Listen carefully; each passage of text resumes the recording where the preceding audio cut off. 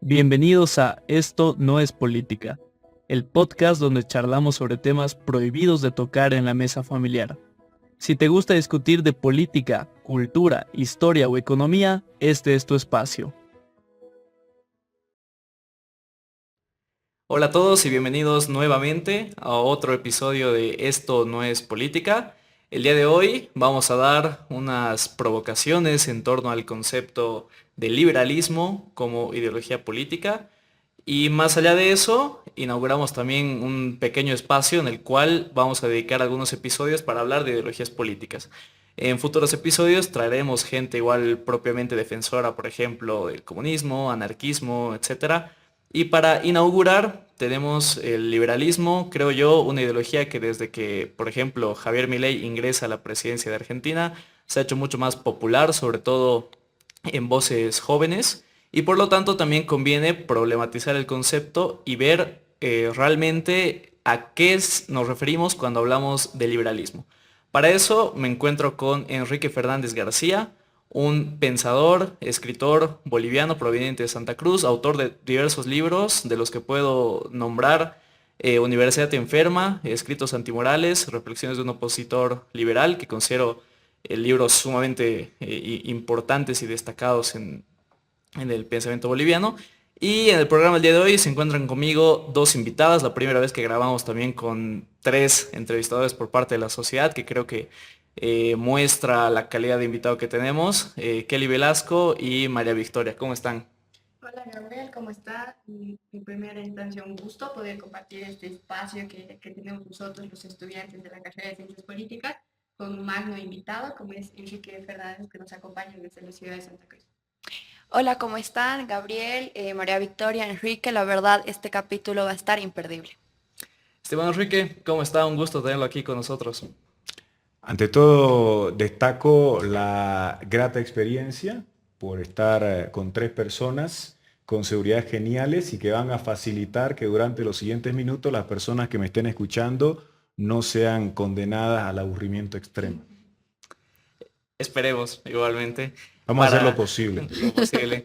Para comenzar, creo que lo mejor es la definición, ¿no? Irnos a la definición de liberalismo. La frase más común, igual a raíz de los comentarios que lanza Milei, creo que es la definición de Alberto Venegas Lynch hijo. El liberalismo es el respeto irrestricto al proyecto de vida del prójimo.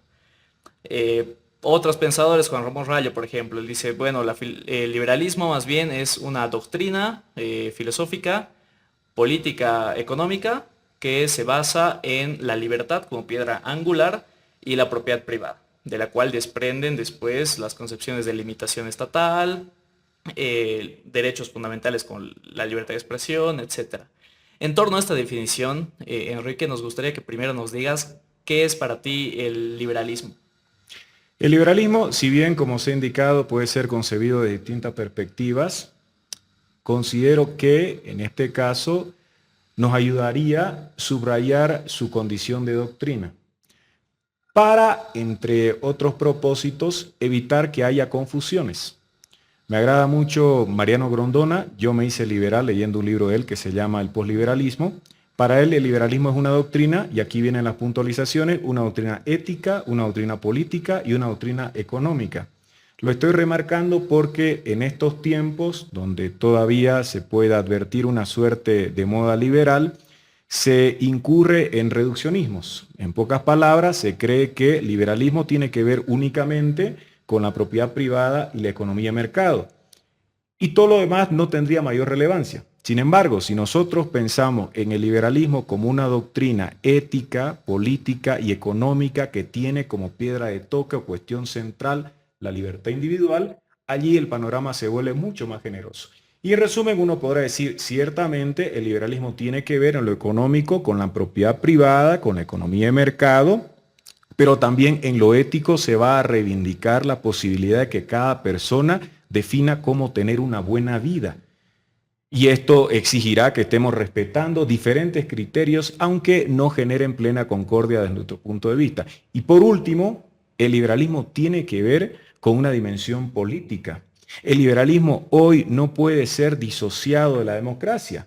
Y lamentablemente, como se ha indicado, hay personas que hoy, podrían tratar de levantar la bandera del liberalismo, pero respaldando a regímenes que son autoritarios. La democracia no puede, consecuentemente, ser relegada cuando estamos pensando en un liberalismo que no sea reducido ni a lo ético, ni a lo político, ni a lo económico. En ese sentido, Enrique, mucho se suele hablar en el sentido común de la vinculación con el liberalismo, con tendencias, por ejemplo, eh, yéndose mucho más al conservadurismo, ¿no? Entonces, bajo tu perspectiva, ¿cuáles crees que son las principales diferencias que tiene el liberalismo con el conservadurismo y por qué el liberalismo en ese sentido para ti es una de las mejores tendencias o filosofías políticas? Sí, es una observación absolutamente válida y además necesaria, porque si procuramos esclarecer el panorama ideológico, ciertamente tenemos que marcar la distancia. No es casual que históricamente se hayan suscitado innumerables y profundas disputas antaño entre liberales y conservadores. No era un simple debate semántico. Para los conservadores, en resumen, el pasado tiene una carga de gran importancia. El pasado se convertirá en un elemento que debe ser tomado en cuenta, lo cual los lleva a mantener una postura de gran recelo en relación con el cambio. Los liberales, en cambio, no van a estar pensando en ese pasado como algo digno de veneración. El pasado puede ser cuestionado. Ahora, esto no significa que los liberales estén planteando cómo dinamitar las tradiciones de forma irrestricta. Sí se considera que el ser humano se ha esforzado, que hay un pasado que denota conquistas que deben ser objeto de nuestra defensa. Pero para los liberales, una de las principales líneas tiene que ser lo que se conoce en términos filosóficos como el meliorismo, lo señala John Gray entre otros autores. ¿Qué implica esto de meliorismo? En palabras muy sencillas, nosotros creemos que todo lo hecho por el hombre puede ser mejorado. En consecuencia, si alguien nos indica que durante 200 o 300 años existe una institución, hay costumbres, hay tradiciones, y que por eso, debido a su antigüedad, no tendrían que ser objeto de cuestionamiento, esa no es una postura que resulte compatible con el liberalismo. El liberalismo va a creer, en consecuencia, que toda obra político-institucional puede ser objeto de mejora y por tanto de cuestionamiento. En cambio, los conservadores van a exigir que nosotros contemplemos el pasado y que esté marcando el rumbo a seguir. Y sintetizándolo, serán más renuentes al cambio. Hay un texto muy conocido de Friedrich August von Hayek en donde él dice por qué no es conservador. Y uno de los puntos tiene que ver precisamente con el pasado y con la idea misma de autoridad. Al conservador, en resumen, le va a interesar mucho en determinados casos el orden y no tanto la libertad. Le va a interesar la autoridad y no la autonomía. Así que llega un punto en el que, si bien se puede coincidir en contra del comunismo, en que los conservadores no van a estar coincidiendo con las propuestas que nosotros reivindicamos. Interesante, igual hay algo que me suena bastante y es que gracias a las redes sociales muchas personas han podido conocer un poco más de lo que es el liberalismo, gracias al activismo también que hacen muchos jóvenes bajo este medio de comunicación. Y en ese sentido mi pregunta va, ¿qué retos consideras tú que tienen estos activistas liberales, por así decirlo, para dar a conocer un poco más de lo que es el liberalismo? Hay que lidiar en estos tiempos con una tendencia favorable a la superficialidad y a incurrir en explicaciones muy simples de los problemas sociales. Dicho de otra manera, uno debería ser consciente de que para resolver un problema social debemos partir de su naturaleza compleja. Hay que considerar distintos factores si es que uno pretende acabar con el problema del transporte público, porque allí habrá una dimensión económica, habrá otro factor biológico, incluso la salud de los choferes también puede repercutir en que tengamos ese problema social, así como también aspectos de orden político, porque existirán gremios que se opongan a una mejor regulación de la prestación de esos servicios públicos. Por lo tanto, para entender la problemática social hay que reconocer su alta complejidad y además tendríamos que tomar en cuenta que necesitamos profundizar al respecto. Y claro, en nuestros tiempos el requerimiento mayor tiene que ver con la brevedad. Necesitamos escuchar, pero poco tiempo, una persona y que en 3 minutos nos diga qué es el liberalismo y cómo van a resolverse así, siguiendo ese camino, todos los problemas que tiene este país. Y es un desafío. Es un desafío dar a conocer que se trata de la mejor manera de enfrentar estos problemas, pero sin generar falsas expectativas. Las grandes transformaciones de la humanidad en tiempos modernos han sido liberales, pero han costado demasiado. Se ha demandado gran esfuerzo. En consecuencia, cualquiera que diga con el liberalismo se resuelven estos problemas en 2 meses o en una gestión de gobierno, está incurriendo en una falsedad que después puede ser perjudicial para la misma cruzada liberal, porque se dirá, en síntesis, que el liberalismo mintió o que no sirve como esa receta. Por lo tanto, hay que tener cuidado con lo que se promete y con el hecho de explicar que los problemas son mucho más complejos y profundos de lo que las personas creen. En base a lo que te preguntó Kelly, igual creo que un problema es justamente la banalización y hasta la prostitución del término liberal ahora que se ha hecho popular. Muchas personas dicen, bueno, yo soy liberal, pero cuando ahondas un poco más en su pensamiento, son más bien, como decíamos hace un momento, liberales en lo económico y conservadores en lo ético, por ejemplo. Y ahí, en un caso práctico de personas que alaban a ciertas figuras de autoridades políticas, creyendo que ellos son los nuevos abanderados contemporáneos del liberalismo, creo que ahí, por ejemplo, está la figura de Bukele, que estábamos hablando hace un momento, que para mí, bajo ningún concepto, es un representante del liberalismo. Y luego podíamos ahondar en el problema de la reelección, el tema del cómo trata la situación carcelaria, etcétera. Pero creo que sí es necesario hacer igual la pregunta por tanta fama que tiene esa afirmación. ¿Bukele es liberal, creo, Enrique, o cómo tú lo ves? No es liberal porque si he destacado la dimensión política del liberalismo, relacionándola en nuestros tiempos forzosamente con la democracia, no podríamos concluir que Bukele sea un monumento vivo de la democracia o del Estado de Derecho. Fíjense ustedes que si dejamos de lado lo referente al liberalismo y nos circunscribimos a una cuestión que ha servido y mucho a la civilización occidental, el Estado de Derecho, encontraríamos allí razones para cuestionar a Bukele. El liberalismo va a surgir, entre otras cosas, para limitar el ejercicio del poder. Ese ejercicio del poder resultará limitado con el paso del tiempo gracias al establecimiento de instituciones. La democracia liberal será aquella en donde la mayoría incluso esté limitada, porque otra concepción de la democracia sería una democracia radical. Por lo tanto, si el liberalismo ha surgido con el propósito absolutamente necesario, laudable, de limitar el ejercicio del poder, se crean instituciones y establecemos reglas de juego para determinar quién puede suceder a un gobernante y cómo, deberíamos, en consecuencia, verificar si es que estas reglas están siendo cumplidas. Y en el caso de Bukele, concretamente, no opera esa lógica, porque Bukele conocía con antelación que solo podía ser presidente una vez, no podía optar por esta reelección que al final ha resultado forzada. Incluso en la constitución de su país se reconoce el derecho a la insurrección. Y no en todos los textos constitucionales se da aquello. Por ejemplo, en Bolivia no se reconoce ese derecho. En cambio, en su país, en El Salvador, se reconoce el derecho a la insurrección. Consecuentemente, Bukele no puede ser liberal, entre otras cosas, más allá de la propiedad privada, porque es partidario de un régimen antidemocrático. Y es un régimen antidemocrático porque él no ha respetado las reglas que permiten la sucesión de los gobernantes.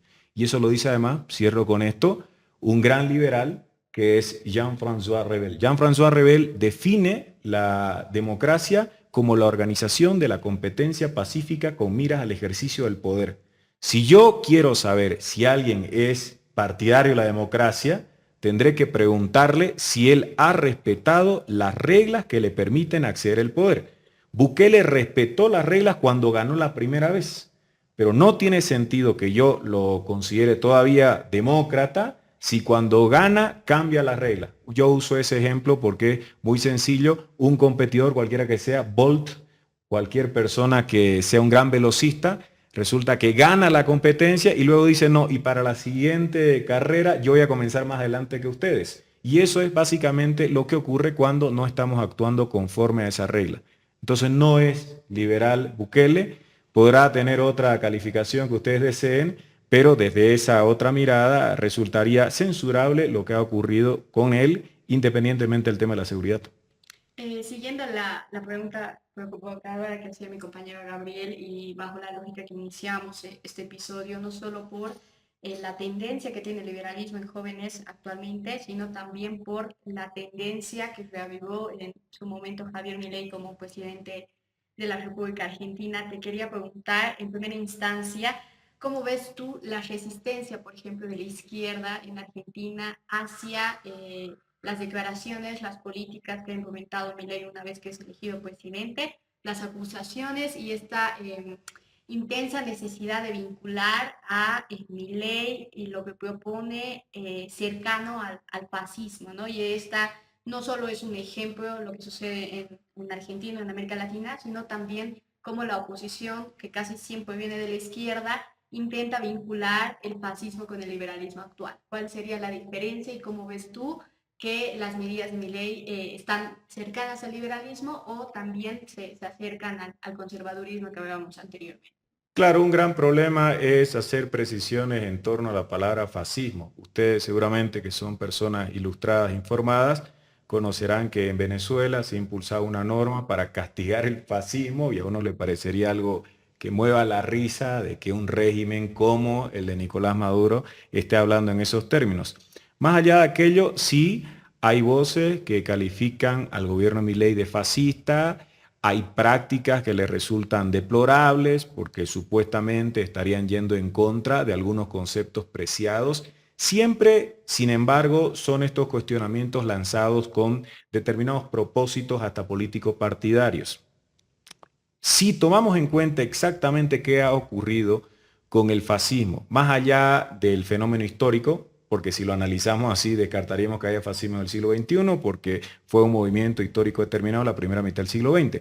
Pero si tratamos de establecer algunos elementos que formen parte de su esencia, necesariamente tendríamos que pensar en el fascismo a partir de prácticas que vayan en contra del individuo y que favorezcan al Estado. Y claramente si tenemos a un régimen como el de Milei, independientemente de algunas observaciones críticas que se pueda lanzar, que habla en contra del Estado y en favor del individuo, pues desde esa perspectiva no podríamos concluir que se trate de un régimen inequívocamente fascista.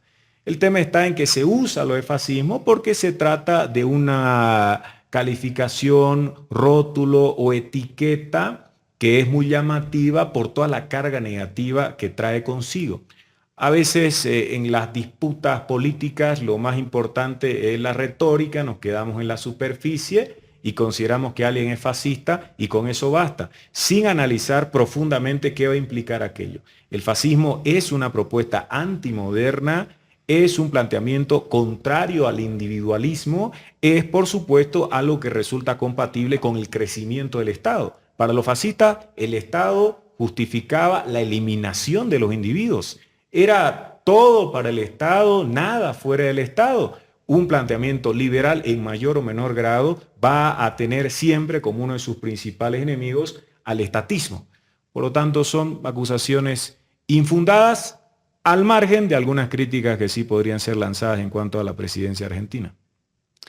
Yo igual tenía una pregunta respecto a, bueno, sabemos que actualmente las tendencias en Latinoamérica desde el punto de vista ideológico, más que todo en la juventud, se van un poco del lado de ahora el liberalismo, puede ser gracias al surgimiento de la figura de Milei o no. Sin embargo, aunque el liberalismo no se queda en un grupo etario necesariamente, vemos que en la juventud cada vez hay más personas que aceptan el discurso y también tienen muchas más ganas de conocer respecto a él. Mi pregunta va, ¿por qué crees que se da esto? El auge de las redes sociales, los medios de comunicación, ¿qué podría ser? No se puede negar la influencia en los últimos tiempos de personas que, como Javier Milei, han contribuido con el lanzamiento de críticas contundentes al debilitamiento de una serie de posturas discursivas que durante largo tiempo parecían no generar ningún tipo de contestación.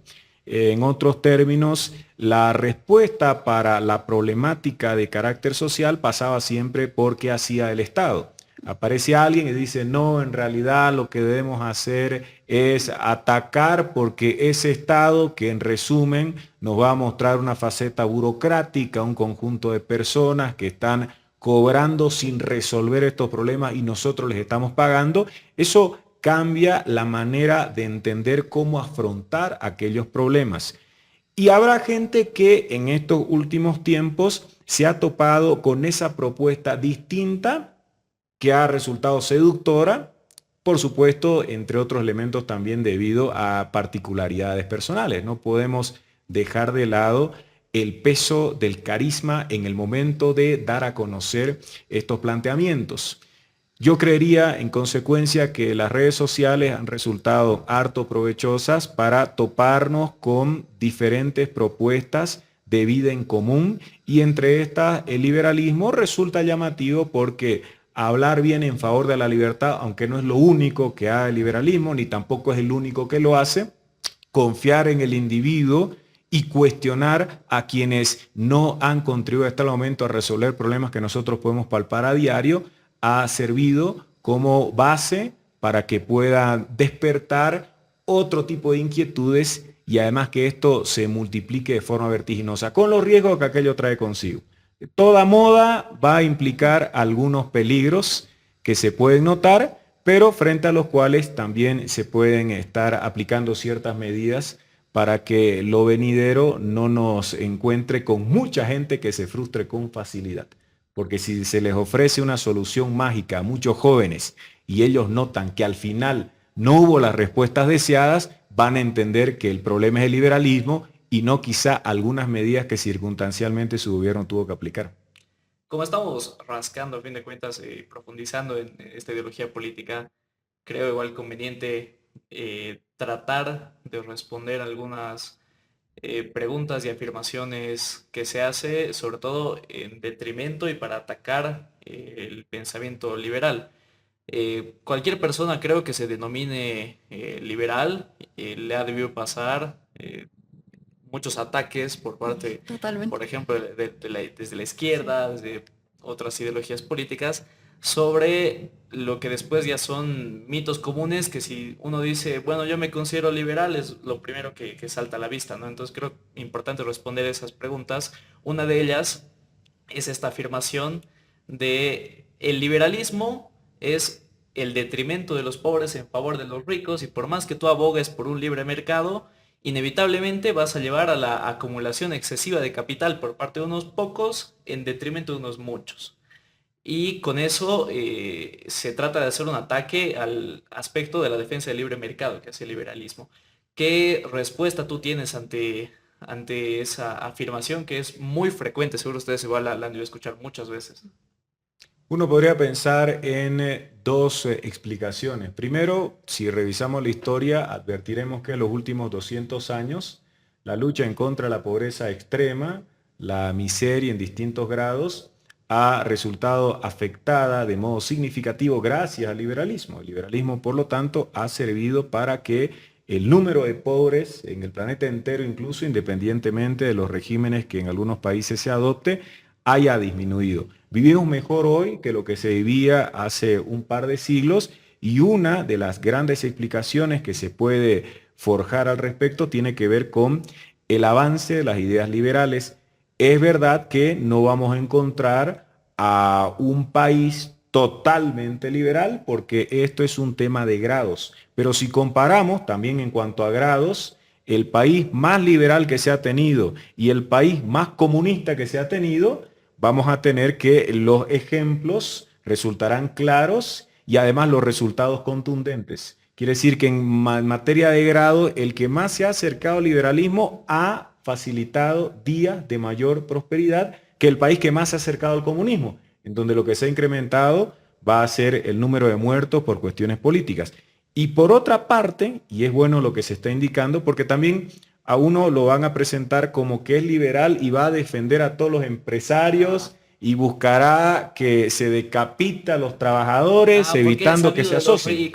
Claro, Y resulta que el liberalismo, y lo dice en una de sus magníficas intervenciones Milton Friedman, no tiene que ser presentado como algo que sirva para defender al empresario.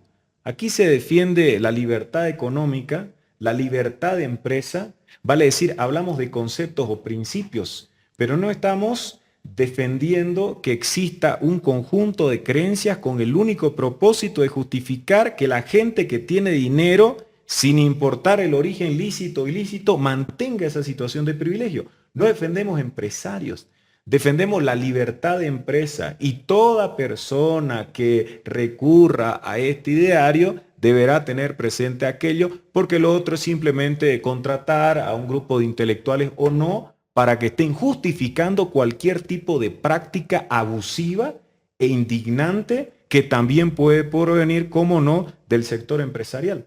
Así que esa defensa indiscriminada del empresario no es propio liberalismo.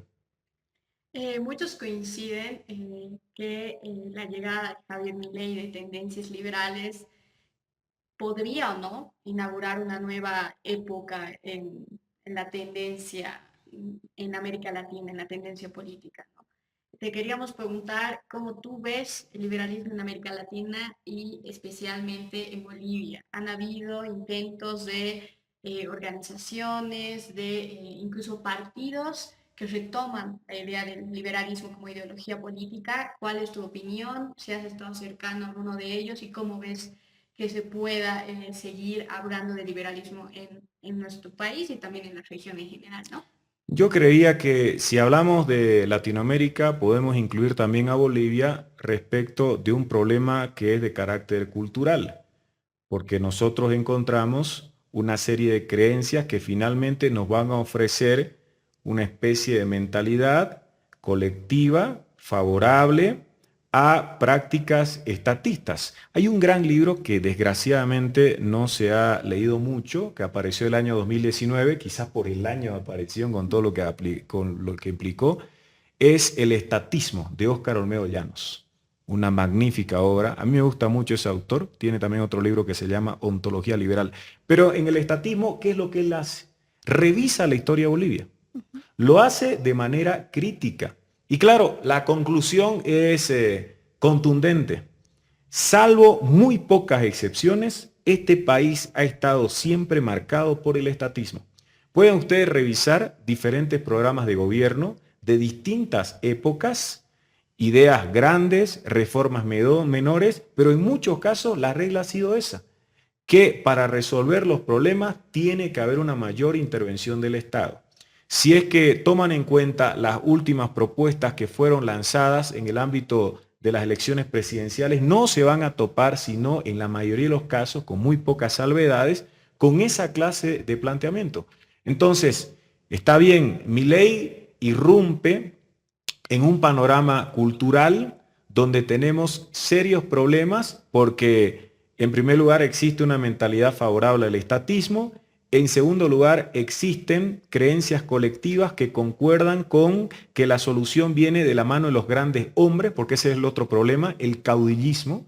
El caudillismo está presente en Latinoamérica y el caudillismo también parcialmente sirve como explicación del fenómeno de Javier Milei, porque lo que mucha gente estaba buscando era la aparición de un gran redentor, de alguien que resuelva todos estos problemas y a quien podrían colocar por encima de la legalidad vigente. Y es uno de los debates que se tuvo entre liberales con Javier Milei. ¿Corresponde que Javier Milei se coloque por encima de la ley para llevar a cabo una revolución liberal? No, porque eso será siempre peligroso. Por más liberal que sea alguien, necesitamos que su poder resulte limitado. Por consiguiente, es un grave problema porque tiene que ver con un cambio de mentalidad colectiva. Es un problema cultural, pero que las nuevas generaciones, en varios casos, estén pensando de otra manera para enfrentar esta problemática social, gracias a lo que está surgiendo en Argentina y otros lugares, será siempre una buena noticia. Ahora, subrayemos que el desafío es mayúsculo, porque tenemos que lidiar con una tradición antiliberal en Bolivia que tiene diferentes vertientes, incluyendo el nacionalismo popular y el nacionalismo revolucionario. Justamente con lo que dice María Victoria, que es bastante interesante sobre las tendencias y el tema también político un poco en la región. Y también sumando lo que dices, ¿no? Sobre respecto al caudillismo, la tradición caudillista que hay. En el tema de Milei al menos es creo que una figura un poco incluso mesiánica para muchas personas que dicen ser liberales y que, bueno, entraron a conocer esto en base a él. Y en las redes sociales muchas personas, al menos acá en Bolivia, lo han debido ver ustedes también, buscan una figura que sea parecida a Milei, parecida a Bukele, pero en síntesis que sea mesiánica. Sin embargo, también se dice mucho que el liberalismo no tendría que entrar en estos temas políticos, porque sin embargo en la región tenemos esta tradición de una búsqueda de un caudillo, de un mesías, por así decirlo. ¿Cómo consideras tú entonces que el liberalismo podría entrar a hacer política sin necesidad o más bien rompiendo los esquemas de estas tradiciones caudillistas que tenemos? ¿Cómo podría el liberalismo entrar como una alternativa política real? En realidad, la política puede ser puesta en práctica gracias a distintas acciones.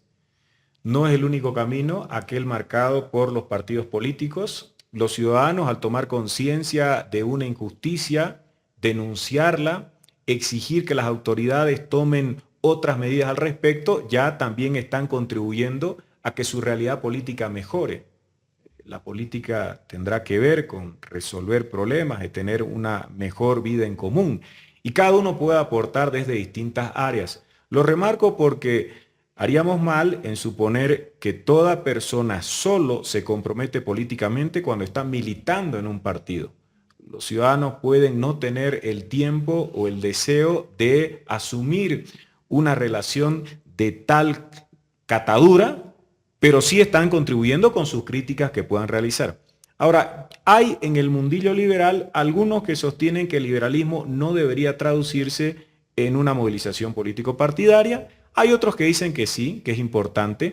Yo creería que hay diferentes vías que permiten avanzar en cuanto a esta cruzada liberal. Así como hay centros de pensamiento que se ocuparán de reflexionar para ayudarnos a pensar cómo enfrentar ciertos males de la sociedad, hay también quienes van a asumir como una cruzada fundamental la conquista del poder, para que haya un ejercicio que permita concretar esas mismas ideas que han sido pensadas por esos centros de pensamiento. Y están igualmente los individuos, que con su posicionamiento también ayudan a que se visibilicen otro tipo de propuestas respecto a lo que nos ofrece la realidad y cómo podemos enfrentar esa situación. Así que yo creería que es un panorama complejo si es que uno pretende que se apoye la cruzada y el nacimiento de un partido liberal, porque entre otros problemas está el descrédito de los mismos partidos políticos. ¿Cuánta gente cree que los partidos políticos son el instrumento adecuado para que se pueda mejorar su vida en común enfrentando distintos problemas?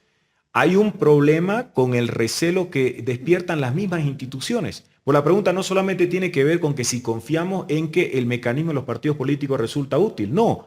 ¿Cuánta gente cree que la democracia sirve con la finalidad de que nuestra situación mejore? Porque así como hay personas que reniegan de los partidos políticos, hay también individuos que no confían en la democracia.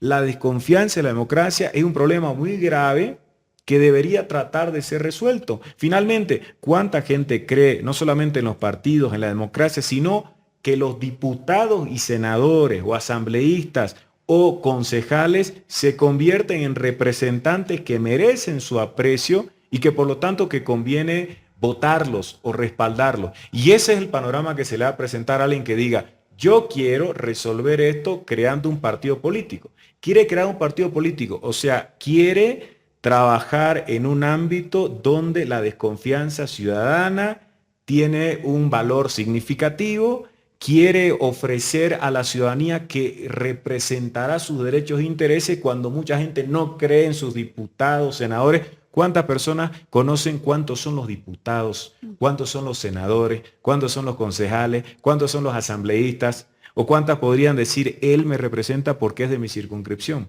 Y no es simplemente que no tengan la voluntad, no tienen a veces ni siquiera la posibilidad de enterarse porque a mucha gente no les parece adecuado que se incurre en ese tipo de tareas pedagógicas de la ciudadanía. Así que es una realidad muy difícil, pero pese a todo, yo sí creo que un camino sigue siendo el de la democracia, el de conquistar el poder mediante el voto, lo cual implica persuadir al ciudadano, y esto tiene que llevarnos a contar con algún instrumento. ¿Cuál es la otra opción? Un golpe, que tampoco sería liberal, ¿no? Obvio. Ya para concluir, tengo una última pregunta que creo que va a servir para resumir un poco de lo que hemos estado hablando en este episodio. Y la pregunta es, estimado Enrique, ¿por qué defiendes el liberalismo como ideología? Yo defiendo el liberalismo porque es lo más compatible que hasta el momento he encontrado con mis creencias más profundas. Aprecio mucho la libertad, fundamentalmente con fines de crítica. Y me parece que el mejor escenario que garantiza la posibilidad de vivir en libertad, cuestionando lo que a uno le parece indebido o injusto, es el liberalismo. Así que si asocio mi vida en libertad y con esta dimensión crítica con ser feliz, por el momento tendría que estar respaldando el liberalismo, que es lo que hago. Ahora no descarto que aparezca luego alguna propuesta mucho más seductora, pero de las que he analizado, incluyendo el comunismo, no me parece sino que el liberalismo es el mejor camino para tratar de ser feliz. Muchas gracias, estimado Enrique. Ha sido un total gusto tenerte aquí con nosotros.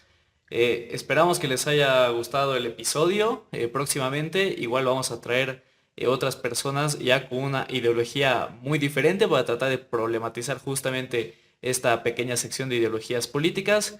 Estimada Kelly, María Victoria, ha sido un gusto igual estar aquí con ustedes. Los esperamos en el siguiente episodio. Un gusto y muchas gracias, Enrique, por estar aquí con nosotros. No, ha sido un placer. Muchas gracias por todas sus interesantes preguntas y comentarios.